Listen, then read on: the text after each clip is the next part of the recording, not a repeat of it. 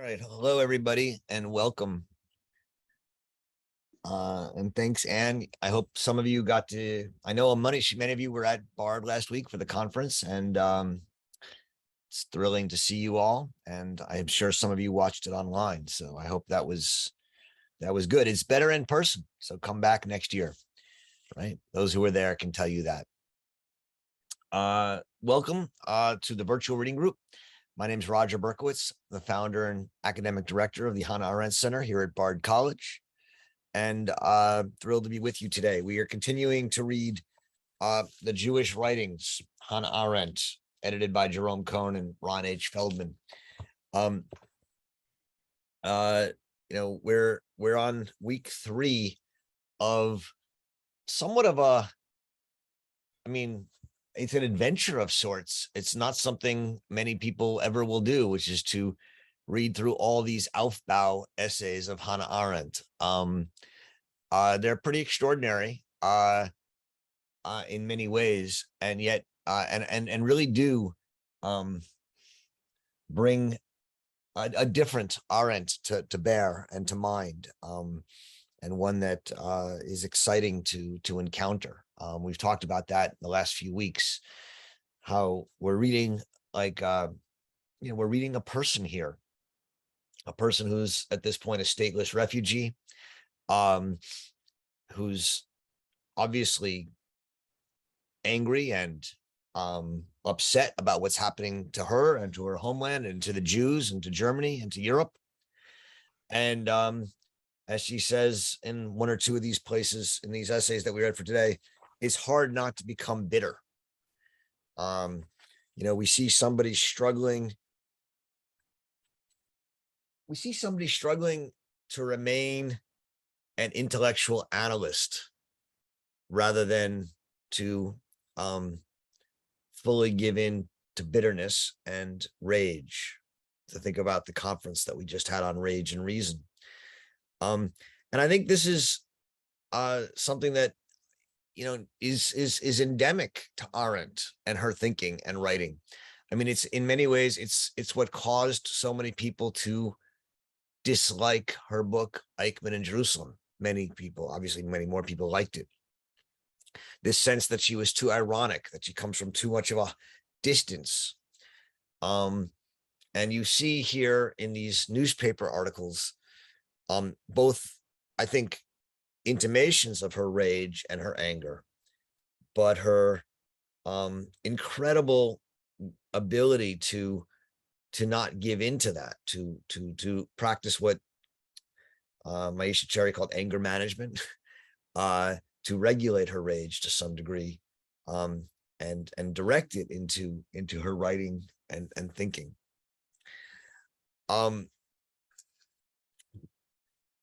So there are a couple themes in these essays that we read today. These articles, they're not essays, they're short articles in a German language newspaper in the United States. They're written between April 1944 and April 1945, so the last year of the war. And they're edited together by Mr. Cohn and Mr. Feldman under the title "The Political Organization of the Jewish People," and that is clearly one of the themes, as to what extent the Jewish people, having suffered this incredible catastrophe, the Shoah, the Holocaust, the displacement, the statelessness, to what extent they can or will be a Jewish people with political might and political organization.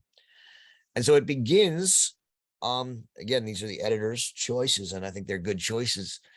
It begins with an article marking the anniversary of the beginning of the Warsaw Ghetto Uprising in Poland, right? And the theme here is that you have to salvage the honor and glory of the Jewish people, and that the only way to do that is to fight. She says at the bottom of 199, the first page here, right?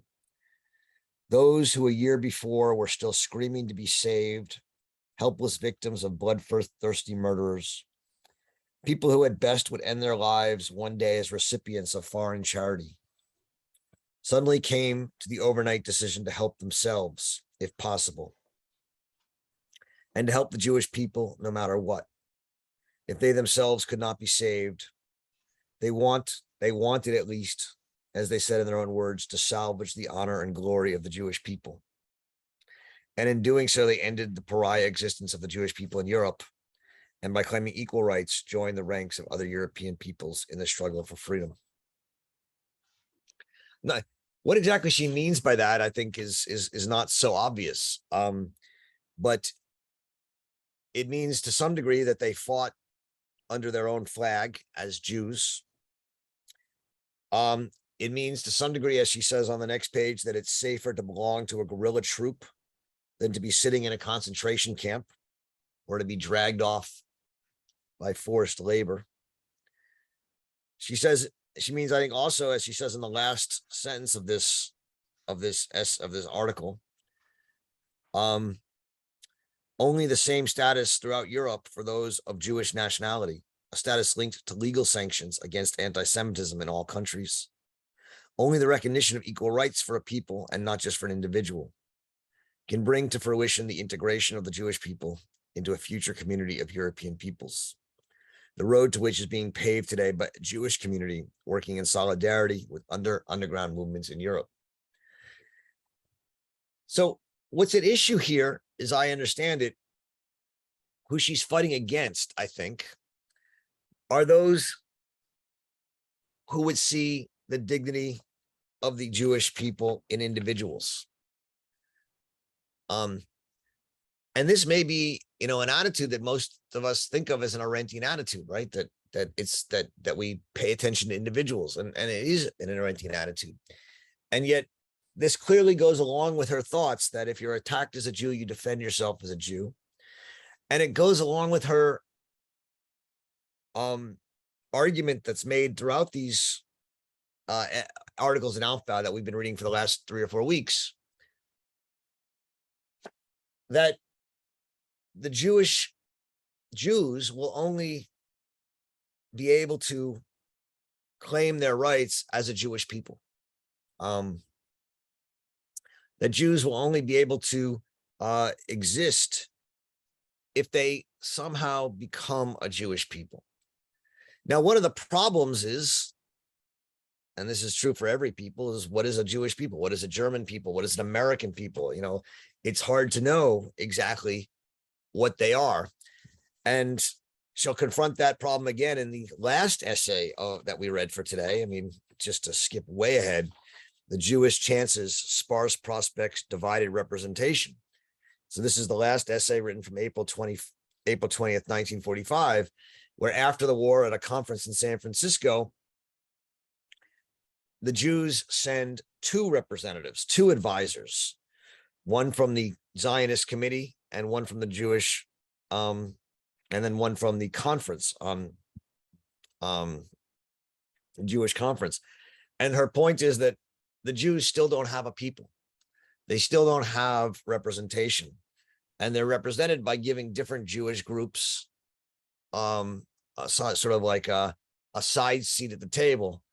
But until Jews become a people with their own nation, with their own state, with their own power, where they choose their representatives and are not chosen by others, she doesn't think that the Jews will ever achieve the kind of political organization and ability to act as full citizens and full members of a world community. And that's what a lot of these, that's been a theme of many of the essays that we've read so far, and it's certainly a theme of many of these. I point you towards the article starting on page 208, Philistine Dynamite.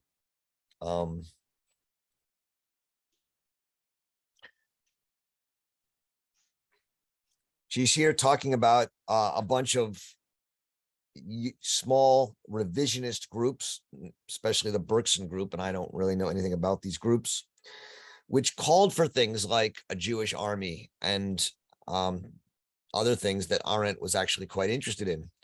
But she says that these people were not honest, right? That they were really, what they were was front organizations. These were actually front organizations for terrorist organizations, as she understands it, namely the Jewish terrorist organizations in Palestine at the time. And so she's interested in why it is, how it is that these sort of front organizations for terrorist organizations were able to become so successful and raise so much money. And the argument goes starting on page 209, right? And it's worth taking a look at, because I think there's a lot of parallels to different organizations on different sides today. The activities of the Bergson group are closely tied to Palestinian terrorist organizations. Now, you have to understand that Palestinian terrorist organizations is Jewish terrorist organizations, namely the Yashun. Their admission that they are connected to the Irgun has doubtless enhanced their prestige. Their acknowledgement that they use terrorist methods has won them certain sympathy. I'll skip down a little bit, but such an argument would be pointless with these people, because at the bottom, their hearts, they believe not only that ends justify the means, but also that only an end can be achieved by terror is worth their effort. Only an end that can be achieved by terror is worth their effort.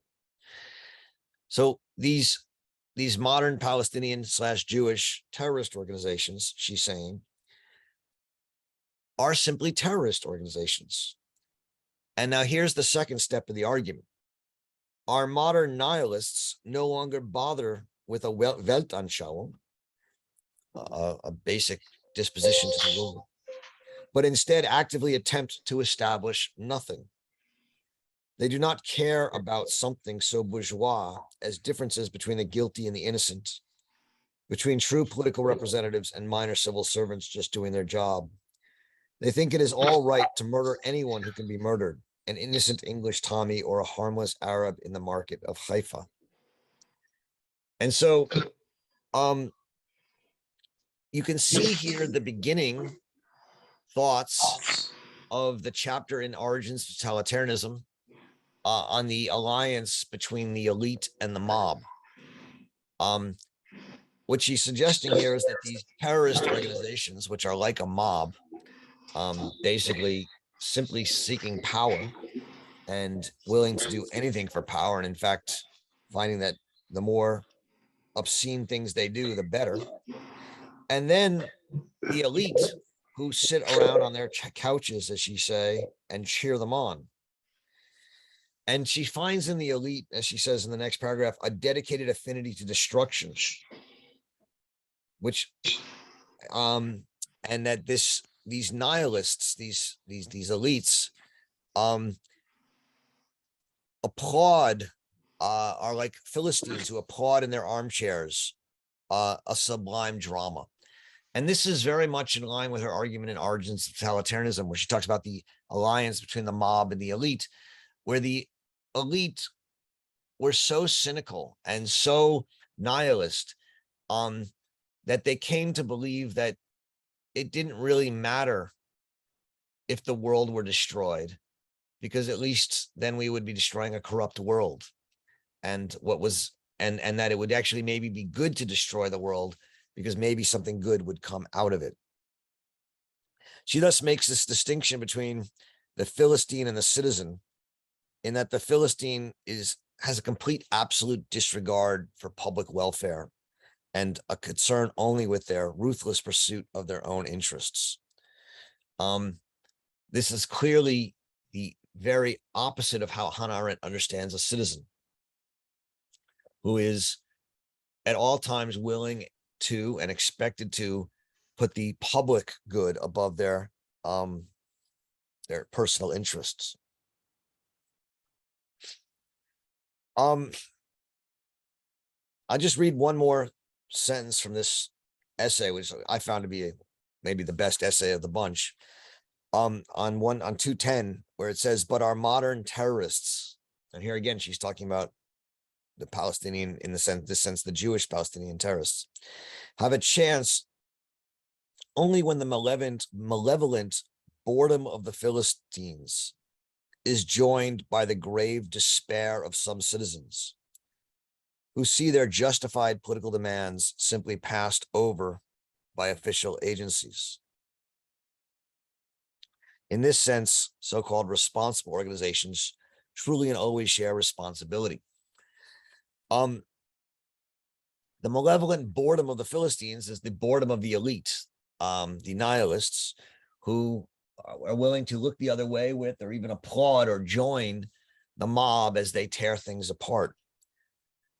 But we have to understand that the mob is motivated by the grave despair that many citizens, or some citizens, have, who see their justified political demands simply passed over by official agencies. And it's because the official agencies don't actually address the injustice in the world that you have people who, out of grave despair, turn to terrorism. I actually talked about this in my opening remarks at the conference last week, because it's very similar to how Hannah Arendt understands the French Revolution, right? The French Revolution had grave demands of citizens for justice. And as those demands were not being met and were thus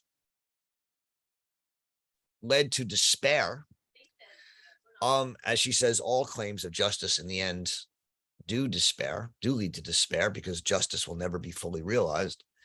The French turned to hypocrisy and thus to the terror, and they would rather have claimed their own purity and executed others and eventually even themselves, rather than admit the despair and face the despair of their inability to reach justice.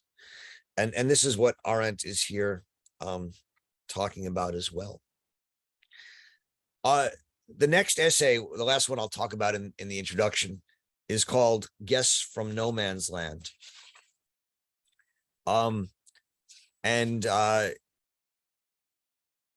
It's in many ways a proto We Refugees. So we'll, in a week or two, be reading her very well-known essay, We Refugees. And when we do, you'll notice that many of the ideas in it are already here, tried out in this essay from June 30th, 1944, Guests from No Man's Land. It starts off with this claim that we've lost the right of asylum. And what we've replaced it with is our refugees, or the acceptance of refugees based on mercy and an attempt to keep them alive. And this is the theme that is one of Arendt's lifelong themes, that in keeping people alive as refugees, we keep alive their barest existence as human beings, but not as real human beings, because they're separated from a world in which they can matter. They're put into camps. They're not given a political world, and thus they don't have dignity, but they have simply bare life. This is a long-standing idea of hers.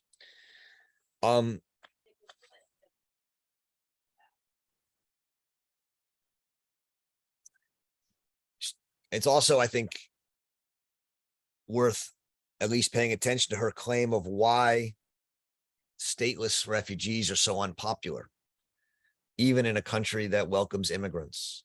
I think you can see the parallels to today.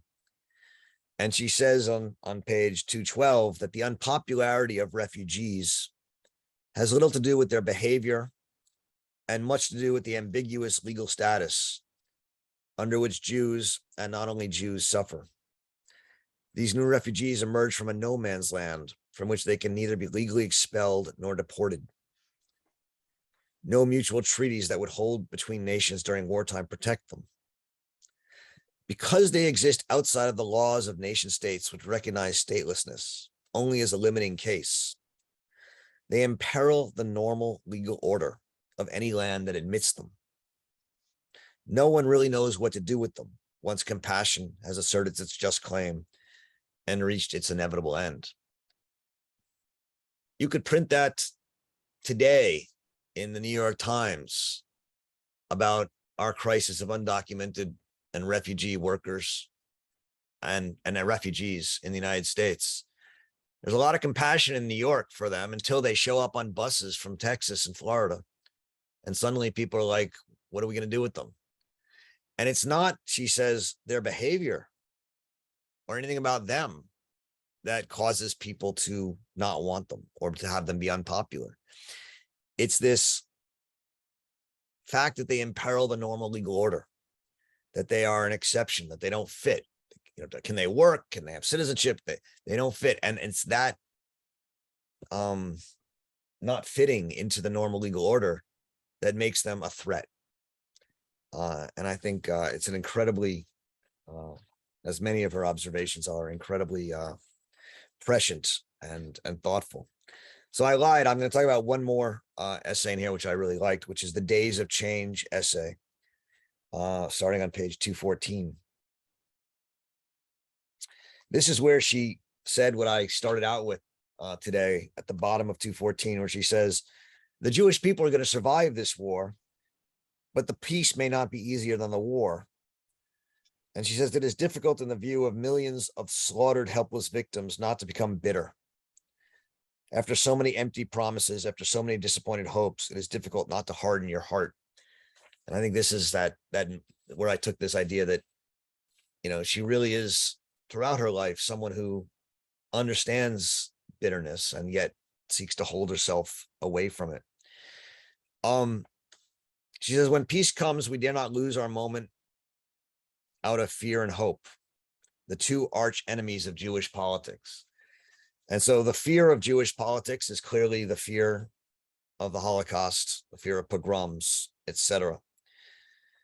The hope of Jewish politics, as she expresses it here through a young woman named Betty, I think Betty, right? Is this where Betty is? Is this fatalism and the armed resistance of the Warsaw Ghetto. The hope that the Jews will kill themselves, but do so in a way with weapons in their hand that will bring new values into the life of the Jewish people, as she says on page 217. But once it's over, she says, fear and hope left the Jewish ghetto. And at that point, we do have to figure out a Jewish politics free from both fear and hope. And I'm sorry, Betty is in the next article, where Betty says, I only killed 6 Germans, but my friend killed 12. And Arendt takes from this, as I understand it, again, the lesson that we need a Jewish people, and we need to fight for a Jewish people, a Jewish state, not a state that is Jewish, but one that can represent Jews. And not a state that is a Jewish state that will have Arabs as a minority, but a federated, as she's going to put it, state, but where one part of it is Jewish and where Jews can stand up for and fight for Jews. And that is an idea that she holds on to very strongly in these essays. All right, I'll stop there. There's obviously a lot more, but I figure this is see where you guys are interested and open up for conversation. So in the chat, please be civil, talk to each other, argue with each other, but not attack each other. And if you have questions, please do raise your hand and participate. Jerry, nice to see you. Thank you, Roger. Jerry, you might be muted. I don't know. Pardon me. Can you hear me? Just a very brief comment. Jerry, I can't hear you. I'm not sure if you're muted or not, but I can't. Is it just me? Can other people hear him? I can hear him. Oh, okay. I thought my sound was down. My apologies. Jerry, go ahead. I'm sorry. My bad. No, this is just a very, very brief comment, Roger, that you refer to these pieces that you're reading as that we're reading as essays. I want to know that.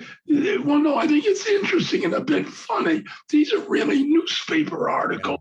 That Hannah, no, but what is funny about it is compare these to newspaper articles you read today.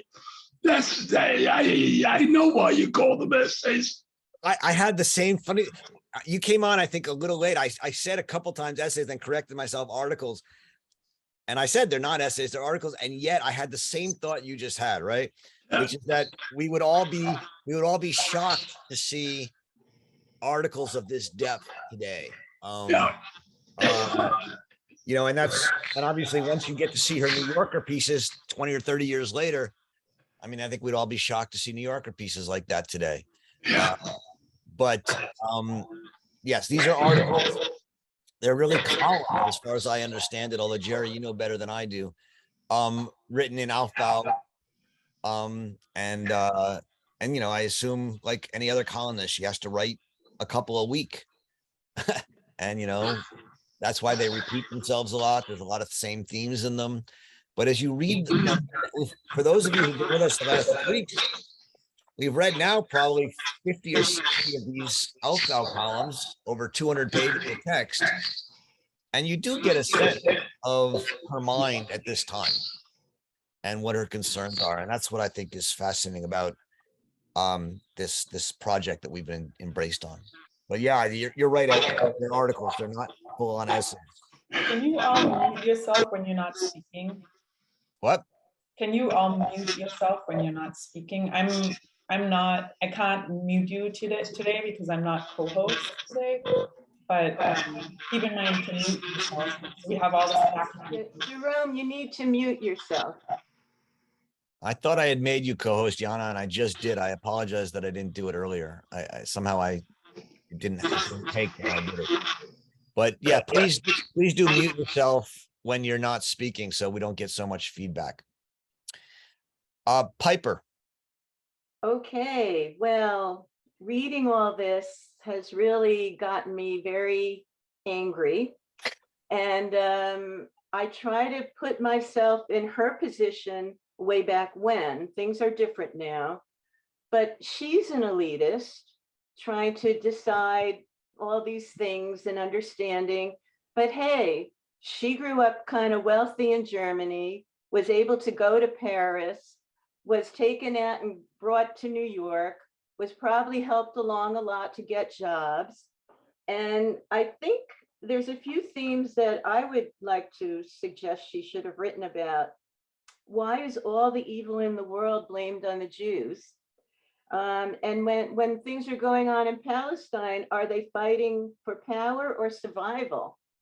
I mean, these kind of themes, to me, this is the problem that everyone has. If you're a group of people and you feel like you're not going to survive, you do get extreme. And I think the Jewish people had quite the reason to be a bit more extreme. And she really never gets at that.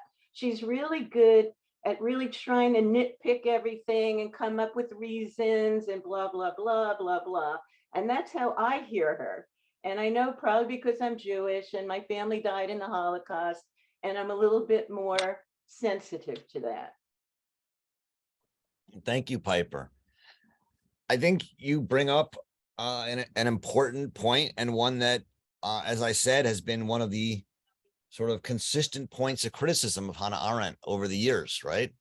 That she is too distant, that she doesn't, in trying to take Eichmann seriously, even as an intellectual exercise, she doesn't understand the pain people felt and the need, to make him into an evil man, or in questioning the Jewish leaders, the Judenrat, she didn't understand the position people were in. And I think it's a critique she accepts to some degree, right? She says, you're right, I am this way. I am ironic. I do think from a distance. And she thinks there's a reason to do so. You said she nitpicks, right? And I'm gonna, I think this is I'm going to take this in the utmost seriousness, and I hope you take my response in the utmost seriousness, right? So to what extent is it nitpicking, right? And I ask this as a meaningful question. To what extent is it nitpicking to say that the Irgun is terrorists? Like She doesn't talk about all the terrorists on the other side in the same way. She really does that a lot. Yeah, you're right. Really, she's blaming Jews for everything in the world. And that's part of the problem. We're always blamed, we're the evil. And maybe she should have done a little bit trying with her philosophy to get at that. Yeah, I don't think she's blaming Jews for all the evil in the world. She's writing at a time in which, the Jews are being massacred, and right. She's not blaming, but she's not getting into the philosophy why everyone else is blaming the Jews for all the evil in the world. Well, to some degree, she does that in her book, The Origins of Totalitarianism. Even here, all I'll say is she is writing an article in a Jewish newspaper, right? So she's speaking to other Jews. And I think to some degree, mostly German Jews, because it's in German, it's got a limited audience, right? The audience is how do Jews respond? And these are political essays or articles, depending on how we call them, essays or articles. They're an attempt to argue that Jews should respond to this tragedy, to this awful evil in the world in a particular way, which is by organizing politically. And we know what she means by that to some degree, forming an army, not depending upon the benevolence of strangers like the UK or the Americans, empowering ourselves. I speak ourselves as she's writing this. And acquiring power and acquiring the ability to protect ourselves and live in a dignified way on par with everyone else. Now, she says that, and that's part of her Jewish politics that she's articulating. At the same time, what she says is we should not give in to the same fascist impulses that led to this destruction of us in regards to other people as well. And so she says we have to be willing to say that when we're terrorists, we're terrorists. And if we're going to condemn terrorism in Germany, we should be willing to condemn it everywhere. I think that's the argument. And that we have to understand that this embrace of terrorism has deep roots in the modern world, in a kind of nihilism, in a kind of belief that there's no higher values and that the end justifies the means, and that power runs everything. And that if we give into that, in her minds, we're no better. And now, look, one response is we are no better. Our point is not to be better. Our point is to survive. And that's a perfectly legitimate, realist response, as I understand it. She's not a realist in that way. I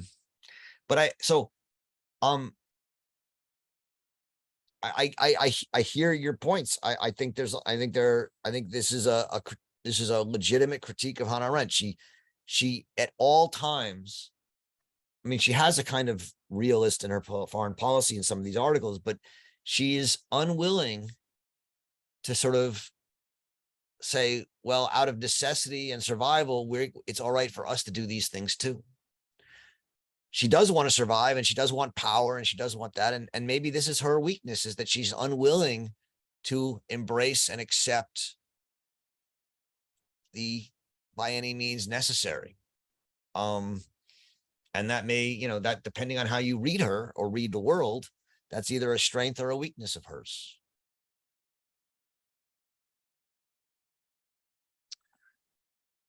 Vigdis. Yeah, I just wanted to point to something in another article that I find very insightful and very important. And that's from the article Achieving Agreement Between Peoples in the Near East, the basis for Jewish politics. And I also think this says a bit about her focus in these times, because she says here, among other things, about on page 235, a home that my neighbor does not recognize and respect is not a home. Yeah. A Jewish national home that is not recognized and not respected by its neighboring people is no home but an illusion until it becomes a battlefield. And that to me is extremely important. I think it's also very relevant for many things we have to think about today as well. And she seems also to have been very right in her kind of foreseeing this. So that was just one thing that stuck out for me when I read this. Yeah, no, I think that's right. And in a way, this is sort of her realism of some sorts, right? Or of a kind of realism, which is to say, you can't form a home in Palestine, even with the protection of the Americans, if your neighbors hate you. If your neighbors always hate you, it's never going to be a home. I think that's I also thought that was a great line. And I love it's not a home, but an illusion until it becomes a battlefield. And as you said, that's been quite prescient. She says the fact that the Arabs have not thus far recognized nor respected the Jewish national homeland cannot be resolved by any declarations of distant powers or by any legalistic interpretations of international agreements. And again, that's been proven over and over again. This is not to disagree with Piper. I think she's right. Piper's right that to some degree, the Jews were fighting for survival. They needed a homeland and they fought for it. But I think Arendt's combination of her moralism and her realism is what leads her to say, look, if we're going to make it, we've got to do it in a way that doesn't make enemies of our neighbors. And also that doesn't make her words, not mine, doesn't make fascists of ourselves. And that's her arguments here. Yes, and I think it's important to think of it. Yeah. I mean, if you think of other countries like today, Russia and Ukraine is also neighboring countries, and they are going to stay as neighboring countries as well. And this is something to consider when, we all hate what Putin are doing towards these people, but they are neighbors, and it's very sad to see how this goes into making some Ukrainians and some other people in Europe as well to hate all Russians. I think we have to be very careful in these cases to think what is important here and who are we to judge and who are we not to judge.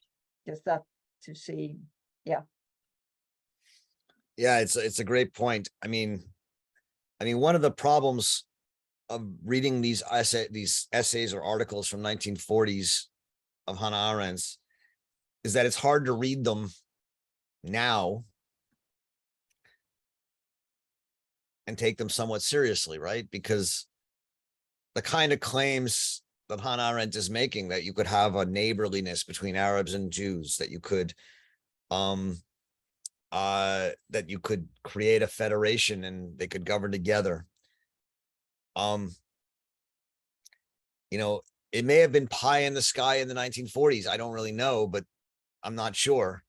But after 70 years of terrorism on both sides and war and devastation, it does seem even more pie in the sky, at least to my eyes.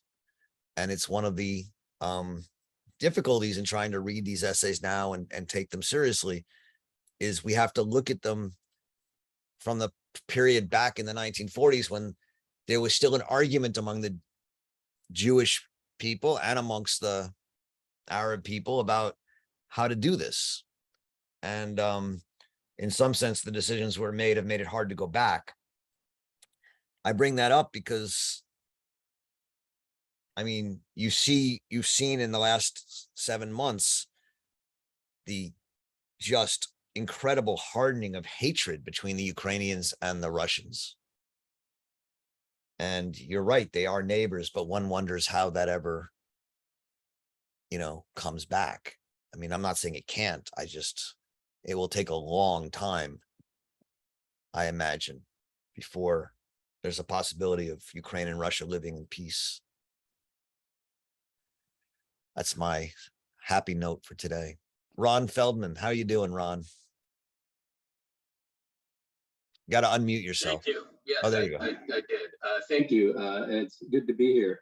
I want to try to make. Thank you for your work on the book, Ron.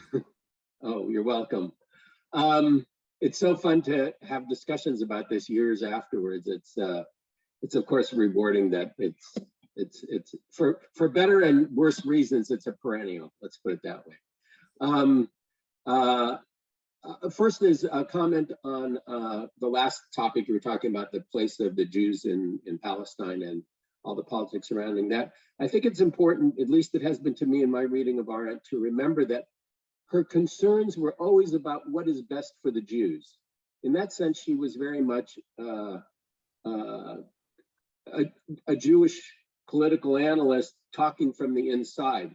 Now, her analysis may be at variance with other people, including like the Stern Gang and the other ones she was talking about.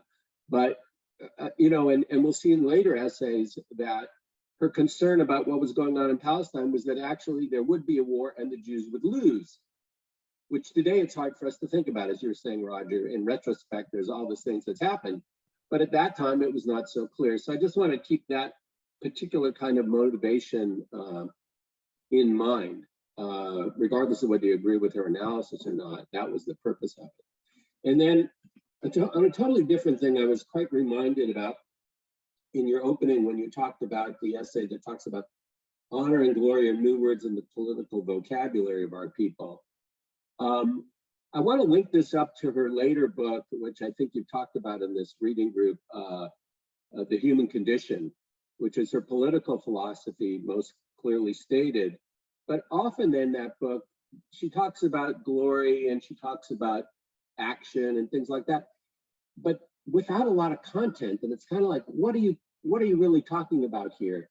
And I think this is in two senses helps explain that. One, here she's talking about the content of that theory, like what that theory is in action. And secondly, I think it's out of this experience and this engagement that she develops that's kind of a model for a lot of the things she develops in a more theoretical sense later in her essays in her project, the Human Condition. So there's kind of an interweaving that when you just read the Human Condition without these, you don't quite see that interconnection. And I just wanted to bring that up to the group. Thank you very much, Ron. I think it's a good point. Yeah, I mean, I think you can already see her talking about glory and action at parts in The Origins of Totalitarianism, written obviously between this and The Human Condition. But yes, her the idea for Arendt of what it means to be human, which she articulates in a number of ways. One is to be able to speak and act in public in ways that matter, to be able to have your voice taken seriously.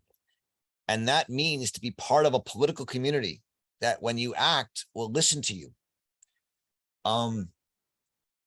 That means not to be a stateless refugee, not to be part of a refugee camp where you're ignored or in a hole of oblivion, as she calls it.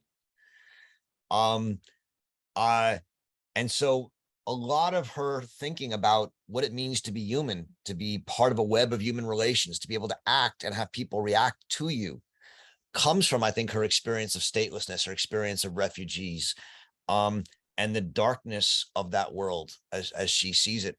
And this comes back in many of her later books, in On Revolution, in her account of the social question, and in the human condition, as you said. So yes, I think this is this fundamental experience that she had personally of being stateless and a refugee, but also of being deeply aware of the invisibility of Jews and the millions of Jews who died and their complete silence around them in her mind, is very much part of of how she develops her thinking about what it means to be human, as to matter and to be taken and not be forgotten and not to be totally ignored. And I think that's deep in her psyche and deep in her philosophy. So in the end, as she philosophizes it in The Human Condition, the essence of humanity is to be able to speak and act in public in a way that matters so that you will be remembered. And that's what she calls immortality. All of us have a deep need to be immortal, to be remembered past our lifetime, whether it's as famous statesmen or even by our family and who visit our grave. And it's that need to be matter and be remembered, which I think is at the very core of Arendt's understanding of what it means to be human, which I think, as you're rightly pointing out, is motivating a lot of these articles in the German Jewish publication Aufbau in the 1940s. So, yeah, I think that's an excellent observation and point. Thank you, John. It's good to see you at the conference, John. You got to unmute. Yeah. Yeah. Sorry, you got to unmute again. You got muted again. Sorry, that was my fault. Okay. I very much enjoyed being there.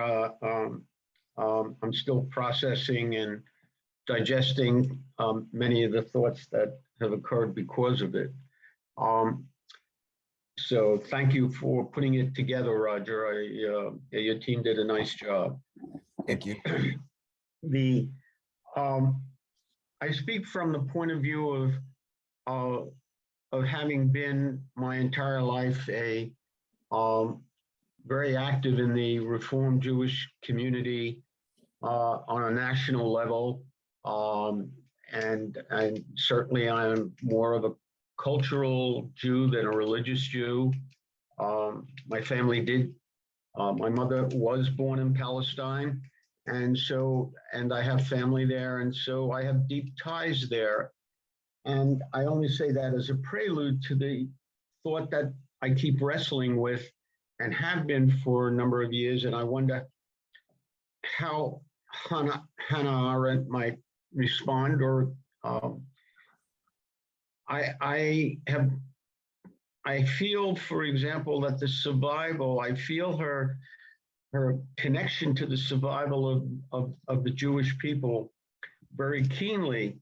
And I have associated in my mind that part of the survival that the Jewish people have been able to survive is because they've been stateless, and that they have been a people of the book.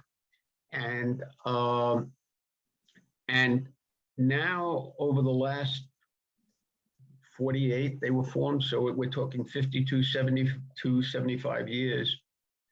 Now that they have their homeland, and seeing the internal discord that's been manifested, and all the tugs and pulls of what's going on domestically within Israel, and the extremes, and watching young people in America, young Jews become disinterested and want to disassociate with the existence of Israel because of many of the violations that that Hannah Arendt espoused in terms of, I guess, the human condition, which Ron was referring to.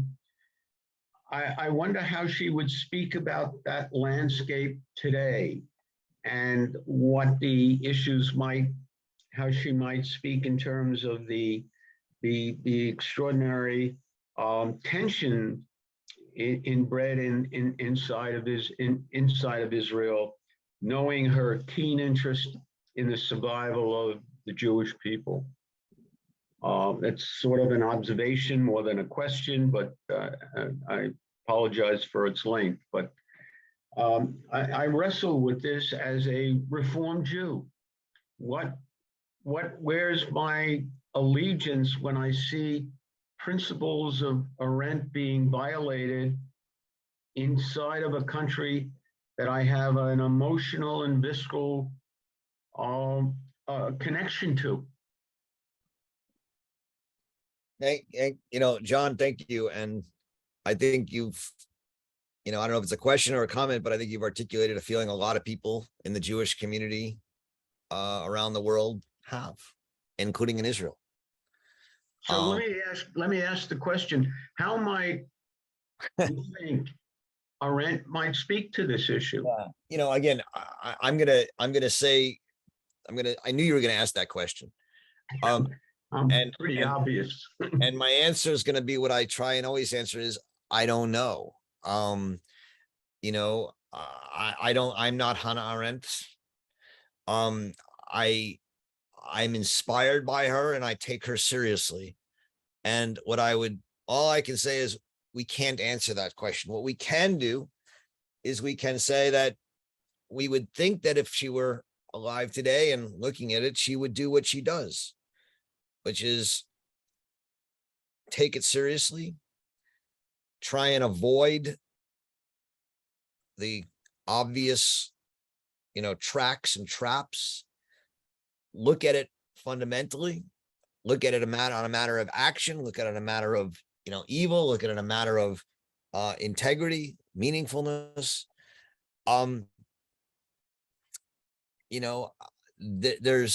This is a intractable problem to some degree, with lots of claims of justice and lots of claims of injustice on many sides, not even both sides, on many sides. Is a federation still a meaningful answer to what's going on in the Middle East today? I don't know. I mean, it may just be too much time and blood has passed. It may be that,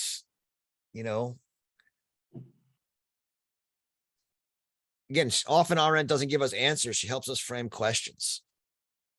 There have been times when I've written about this area of the world, and the question I've framed, which is not a pretty one, right? Which is that we live at a time in which war is incredibly devastating. It's not just the soldiers who are killed, but total mobilization, kill civilians, destroy infrastructure. I mean, you're seeing it in Ukraine, you've seen it in the Middle East. And we run away from war, Arendt says, because we've come to the conclusion that there's really nothing that can justify that kind of destruction anymore. And so she says that in her book On Revolution and in other places, war can no longer be justified. And yet that, she says, offers us a real problem, because war is part of human nature. Here we go, right? This is my attempt to take Arendt, to the dark places. War is part of human nature. And she says Clausewitz was right. War is politics by other means when politics fails. So what do you have in certain places in the world, like the Middle East? You have a place in which politics has failed. That seems, excuse me. And the typical response of humans when politics fails is war. And yet war is so awful and so tragic and so destructive now that we're afraid of war. So what's the result? We fight a 50 to 70-year-old war that never ends, that keeps people in a constant state of terror and in a sense, a non-real war. We put people in refugee camps because they're displaced in that war and they live generations without a state, without a people. We have suicide bombings on all sides. We have bombings. And one wonders at what point might it be better just to fight the war? I don't have an answer. That's how I've thought about it. And I've thought about it only as a question, not as a point, not as an answer. But it does strike me that what you've seen going on in certain places in the Middle East is one of them is partly a problem of the fact that we can no longer fight wars. Yeah, I'm sure people are gonna. I just want to end with this point that's I've always been struck by, and I think it's from Isaiah, that you get no lasting peace until the lambs can lay down with the lions, and you have to beat your swords into plowshares. And we don't seem as a species being able to make much inroads or get much movement towards there. I think that's true. All right. Thank you, John. Thank you. Thank you. Joanne. Well, I just want to start by saying that I thought John's comments were incredibly profound. I have a fairly simple question. I'm confused about Arendt's dislike of nation states, but her claim in these articles, at least, that, and I'm not saying that I'm disagreeing, but anyway, her claims that the Jewish people should have a nation state. Is it a difference in her historical development? I mean, are we looking at different periods? No, but where do you see? I don't think she ever says that the Jewish people should have a nation state. Did you find her say? She says they should have a political representation, and maybe they should have a state, but not a nation state. Or where do you see her saying? Okay, you're right. I didn't see nation state, but I guess I made the assumption that would have to be the form it took. And when she talks about the refugees in no man's land and says that they are stateless, and of course she herself is stateless, and the Third Reich made literally every European Jew stateless. What form do you think it would take other than nation state? Well, we've talked a little bit about it, and we're going to talk more about it in a couple of essays later in the book. But the form she has in mind is something like a confederated republic, where you would have a Jewish state and an Arab state and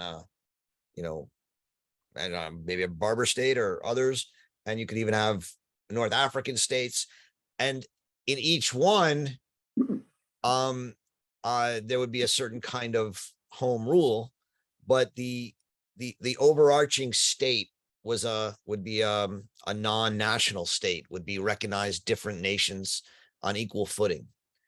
And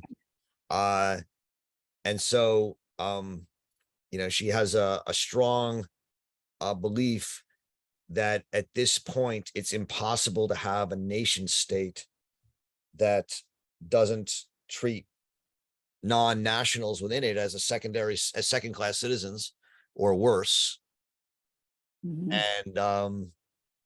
And so that's part of her argument against the Jabotinsky faction of the Zionist movement, and why she's against Israel becoming a Jewish state. She thinks it should become a federated state with different nationalities that could all sort of rule themselves informally within it. So the federation would be called a state, but it would Yeah. not be a nation state. Exactly. I mean, that sounds like a good philosophical distinction to make, but I wonder how that would actually wind up playing out. And Yeah, well, I think you're right to wonder. It obviously didn't work. I mean, her model is the United States, right? yeah, We talked about, I think this maybe even 2 weeks ago, last time we met. right. Her model is the United States, where you had very different states with very different ways of living, including slavery and non-slavery, and different religions and different economies, and that they came together to form a country that was, in her view, a non-national country that gave equal citizenship in principle, obviously, we to all citizens, and yet allowed people to live very different lives in their different states and pursue and each state and each would have its own power structure and thus could protect its people and its ideas. But the overarching political entity was one of non-nationalism, a non-nation state. But it was founded largely by English Christians.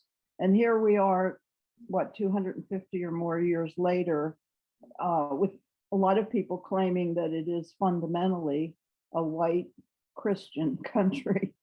I don't know if that we solved that problem. We certainly have lived around it and partly solved it a little bit, but I think it's still with us. No, I think you're right. And I'm not sure it was founded by white Christians. I mean, there were people here before them. Right. There were plenty of Black slaves that were brought here who are part of the founding of the country. There are Jews, there are Germans, there are Dutch, there are Japanese. I hear your point, and I think it's a good point. And I think I've mentioned this many times in our discussions, that I think the argument against her claim that the United States was not a nation state, but a state, is slavery and whiteness. But I think you can also argue against that. And I think Frederick Douglass, better than anybody else in US history, has argued that the United States is not a white state, and that the Constitution is not a white constitution, and that the idea that it can encompassate everyone. But I mean, you bring up good points, and ones we should certainly have to grapple with. Okay, thank you. Yeah. Alan, you have to unmute yourself, Alan. Okay, thanks for having me here. I don't know whether everybody's been looking at the comments window, but one of the things you just brought up, Jabotinsky. I assume that most of us on this webinar know who Jabotinsky was and what his writings and what his background was. He died before the founding of Israel. He was actually in the United States at the time he died, although he was eventually reinterred in Israel against the wishes of the Israeli left that kept that from happening for years. But Jabotinsky's writings are definitely worth reading. He was influential in the evolution of present Israeli politics. I think it was Netanyahu's father was Jabotinsky's personal secretary. Jabotinsky was a military man and an intellectual and a newspaper man, very, very widely experienced in Europe before World War II, who lived in Poland for a while and saw what was on the horizon for the Polish Jews, and nobody would take that very seriously. He also, as a military man, he was the founder of the Jewish Legion on the side of the British Army in World War I. But he was primarily an intellectual. Jabotinsky had actually a fairly high regard for the Arabs, but he said the only possible way to secure the long-term existence of a Jewish state was to absolutely militarily defeat beyond question Arab resistance so that they would basically slouch away with their tails between the legs. Otherwise, the issue would never be satisfactorily and safely resolved. And I think, largely speaking, the majority of the Israeli population has come to that perspective, although not the high-end intelligentsia who is left-leaning, as well as an idealistic, quote unquote, as well as our own high-end intelligentsia. But Jabotinsky's ideas are absolutely still to be reckoned with. Thanks. I'll unmute. Thanks, Alan. Yeah, no, I mean, I think you're right. Jabotinsky is, well, certainly one of the key figures of this period, and to that extent, one of the key figures, I think maybe the key figure who's an antagonist of Hannah Arendt, at least in her mind. I don't know if he ever read her. I mean, he was much more famous than she was at the time that they were writing. I mean, she was a nobody writing in a small German Jewish publication with no books to her name. So, you know, I don't think he ever heard, I don't know if he ever heard of her or encountered her. Maybe somebody does. But he was the primary proponent of the kind of militaristic ethno-nationalist Zionism that she was opposing. And he's a very important figure in the history of Israel. And I take Alan to be absolutely right that in many ways, it's his Zionism that has won and largely is prevalent in at least in Israel. Adolf. I have a pretty thin question. I also posed it in the chat, but how much is Arendt struggling with the concepts of love and also of soul in these essays? And is the controversy here not that someone would perhaps dare to bring in the concept of love into politics, into oppression, into state formation, and that kind of thing? Great question.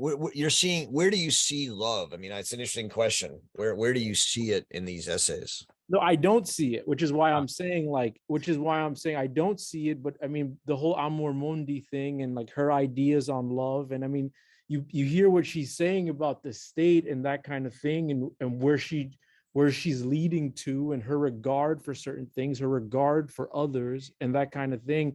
I think you're approaching love. Even if you did say politics, you did use the word politics, but to me, it's like, yes, politics and also love. I mean, love of the neighbor, right? Hospitality is a big concept that sort of resonates with what she's talking about. So in that sense, yes.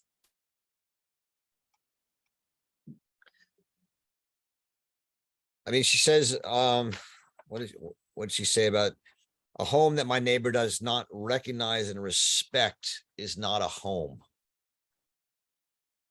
She doesn't say love. She says recognize and respect. You know, I point that out because in a number of her writings, she talks about the non-political nature of love. For her, love is about a kind of almost worldlessness. It takes two people who love each other out of the world into like a, I don't know how to describe it, a cocoon, right?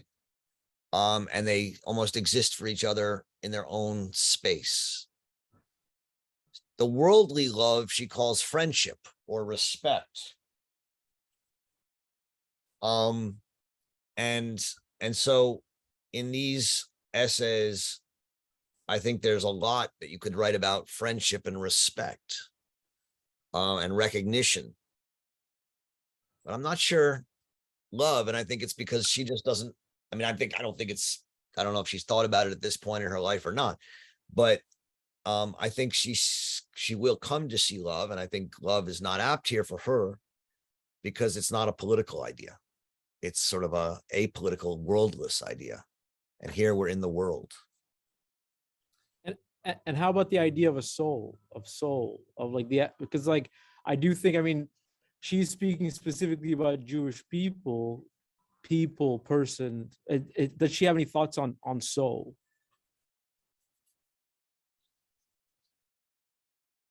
Yana, you have thoughts on that?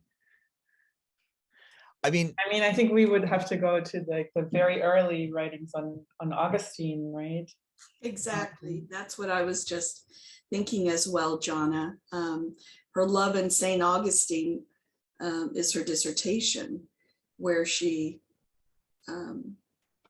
is influenced by his thoughts of neighborliness, similar to what Roger was saying about her thoughts on love. Thank you. Yeah, I totally agree. And I jump in and just say that she mentions soul in Life of the Mind when she says the self is body, mind, and soul. And then she doesn't say anything more about it and goes on to talk about the mind, but she does acknowledge it. I think that's an important point. I think its soul is something she thinks is probably an important part of what the human is, but one she probably thinks she has very little to say about. You know, that said, I mean, one of the problems with this question is it's hard to know for me what we mean by the soul. Certainly the heart is something she writes about, courage. The mind and thinking is something she writes a lot about.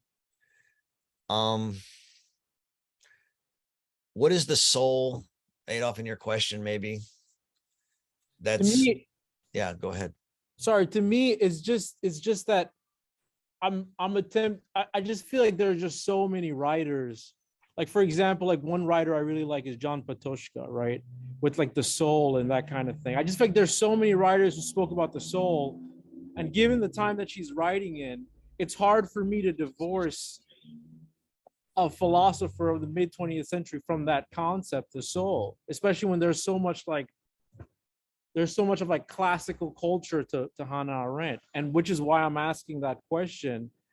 Like, as I'm basically listening to someone who is essentially taking a different route to politics, a pretty controversial route, I'm asking myself, why and how is she taking this route? I mean, I would think that the soul is an individualizing concept, and that's why it's not useful for her. The concept that introduces the dimension of sort of like maybe a kind of equivalent concept with important differences would be the concept of imagination in her work, right? So it's not so much about sort of the resonances of the soul of sort of dwelling in yourself and kind of like lonely introspection than it is sort of imagination as this kind of shared access to politics, right? So that's the route that I would pursue if you want to look at her writings on Kant's aesthetics, right? That there she talks about the imagination, and that is the access route on the spiritual plane, so to speak, to politics.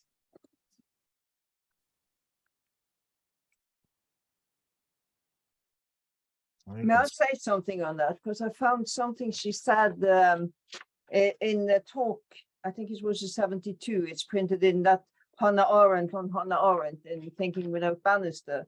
And it was when she was asked about her view on goodness. And then she answered, this business with goodness was not brought up by me, but by Machiavelli. And she says it has something to do with the distinction between the public and the private. And then she goes on a bit later, whether the criterion is glory shining in the space of appearance, or whether the criterion is justice, that is not a decisive thing. The decisive thing is whether your own motivation is clear for the world or for yourself, by which I mean for your soul. So there she uses it, and I think that's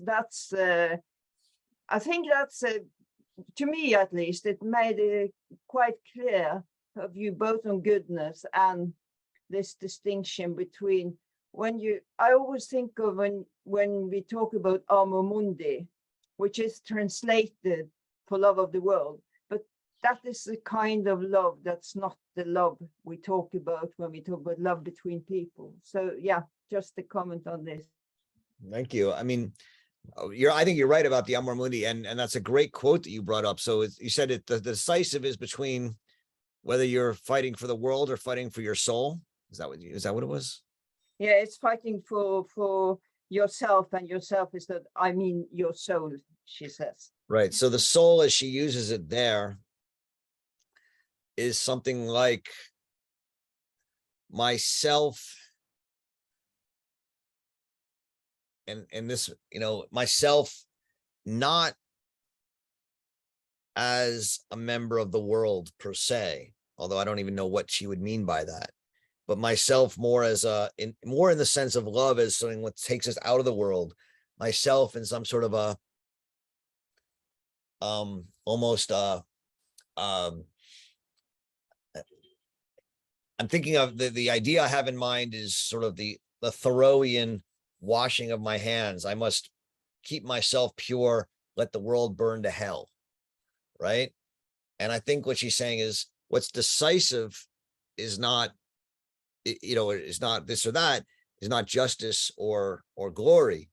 What's decisive is, are you going to fight for the world, or are you going to fight for yourself and keep the purity of your soul clean, and even if it doesn't do anything for the world, or even if it lets the world go to pot. I take that to be the premise of the quote that Vigdis just read, and I think it's very important from a Arendtian point of view.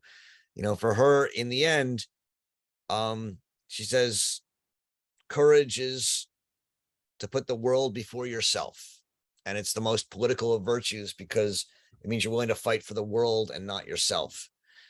And so, interestingly enough, if we take that quote from the interview that Vigdis reminded us of, the soul becomes for Arendt the unworldly mark of our self in some way. I think also you see it when she talks about, when she's very harsh against these Jewish beneficiaries, these people who want to be greeted. Oh, look what I did for you Jews. You should be thankful to me. I think she had that in an earlier essay we read in this book. And I think there's something of the same, you see, because they didn't do it that way, not for the world, but for the people, not for the Jews as a people. It was not as one in solidarity with the Jews. It was just for themselves. That also, I think, is very important. And I think that goes also today. We see this incredibly rich people doing kind of good things for others. And I wonder very often, do they do it? I mean, is it for themselves, to kind of shine for themselves? So, yeah. Thank you for that, Vigdis. Thank you, Jonna and Roger. I just and thanks for answering that. I just think that when you look at the mid 20th century, with especially in Germany at the time, the ideas like Volk or whatever it may be, I just think you can't divorce the 20th century from the soul, or even like Christian democracy after the war, blah blah blah blah blah blah blah blah blah. And I do think that but it makes her an even more fascinating person to me, this idea of courage and not the self and that kind of thing. But it sounds very interesting is what I have to say. I'm with you. Thank you. Are there other questions or comments? We've got about 9 minutes left.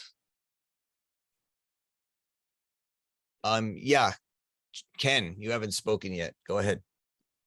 Well, I'm just going to throw in something that isn't too well thought out, but just backing up what Vigdis was just saying, that it seems to me like her emphasis often turns out to be on solidarity.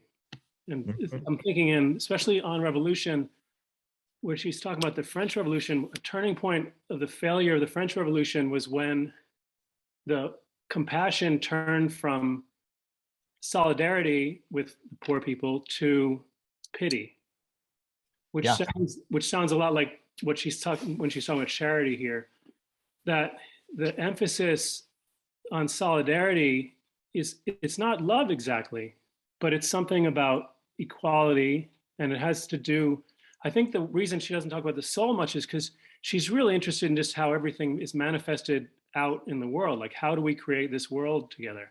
Right. And it comes out in different ways. So there's, that I don't think she's against people taking care of themselves. Like, there's also, she has such high praise for the kibbutzim, and like they're removed from politics and creating this beautiful socialist realm.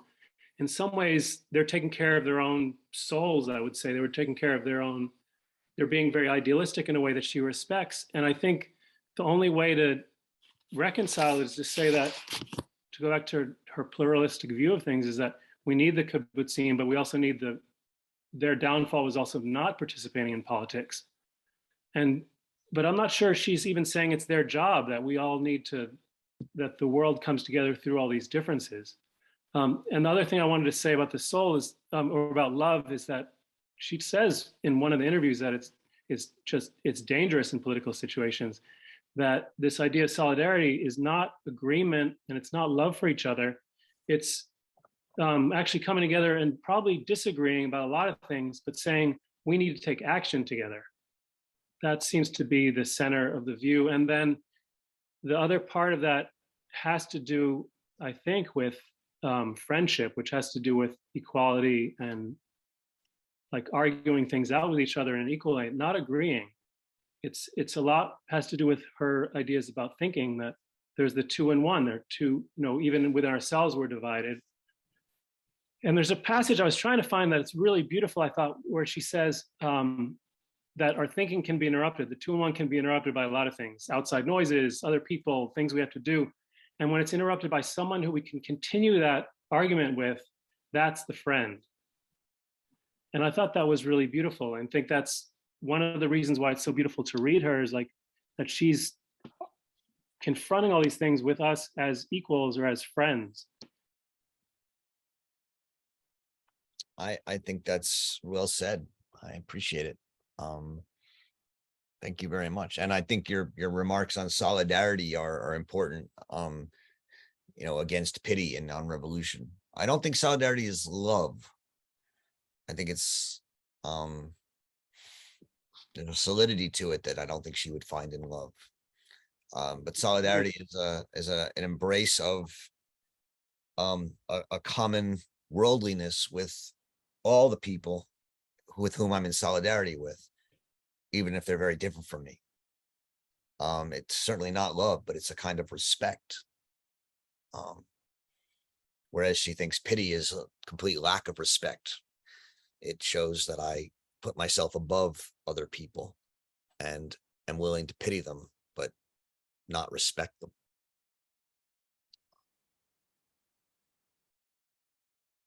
I can't see anything on my screen right now. John, did you want to say a last word? I said my word. All right. Oh, I saw your hand is up. Maybe that's from before. Oh, that was from before, Roger. My mistake. It's okay. All right. Listen, thank you all very much. This is great. We're reading for next week, 3 shorter pieces.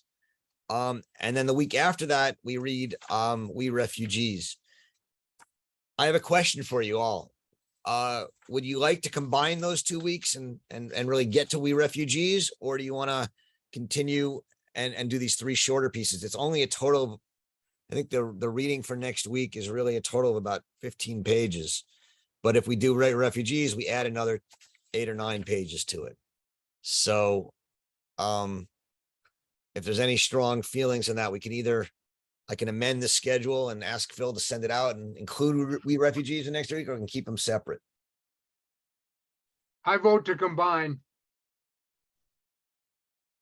Anyone else? I would ask the professor, what do you recommend? I mean, I'm enjoying going through this very carefully and these essays, but I think there's a part of me that would like to get to some of the texts that I think we've done a lot, and I wouldn't mind getting to the We Refugees text and then some of the texts that come after that. So that would be what I would recommend. That's why I'm suggesting it.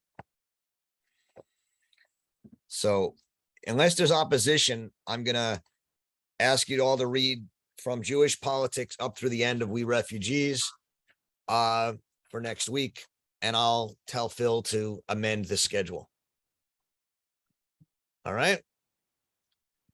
Thank you all very much. Enjoy reading Hannah Arendt, and I will see you next week.